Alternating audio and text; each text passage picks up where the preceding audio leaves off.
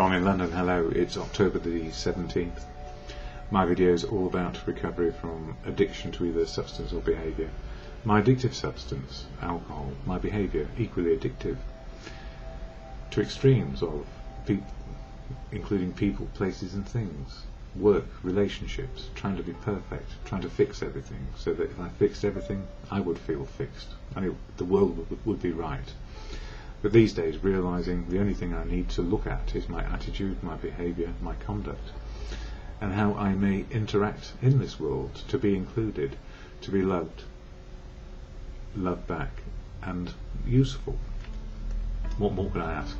Well, simply the truth of now would do rather nicely, and the only thing getting in the way of the truth of now is my head, often my thinking, my old thinking.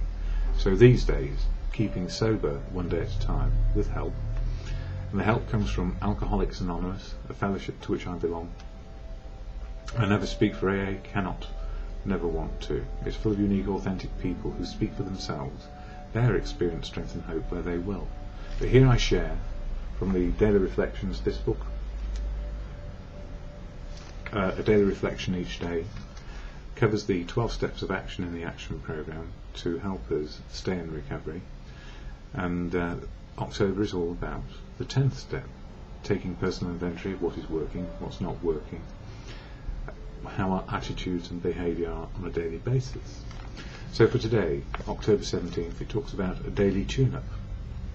Every day is a day when we must carry the vision of God's will into all our activities, and it can be God's will or simply good conscience, which we refer to. In good conscience, how are we behaving? Or to God in good conscience, am I in the truth of now, living with and understanding the wisdom of others, and finding love, to love, be loved and useful?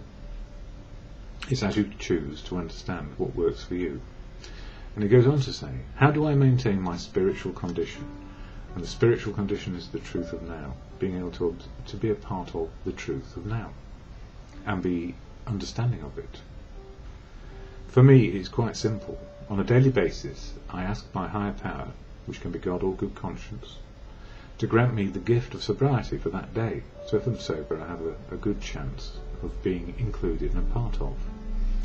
I have talked to many alcoholics who have gone back to drinking, and I always ask them, did you pray for sobriety the day you took the first drink? Not one of them said yes. So as I practice step 10, my daily inventory of what's working and what's not working, and try to keep my house in order on a daily basis, I have the knowledge that if I ask for a daily reprieve, it will be granted. So in other words, to the truth of now, be it God or good conscience, if I'm living to good conscience and truth, the spiritual connection to living, the truth of now, not yesterday or tomorrow. Oh, I'll put it off till tomorrow, so often said. It's about now and my sobriety, attitude and behaviour. And when it's going a bit off, because life can throw us very curveballs, we know that anger and resentment will get in the way of the truth. Pride and ego will stop us learning. We need humility to keep on learning about life. So step 10, so important, the daily inventory. And whenever it's getting difficult or it's getting a bit too easy and I'm procrastinating about my behaviour or my attitudes and not looking at them, the Serenity Prayer jolts me into the moment, gives me a good jolt.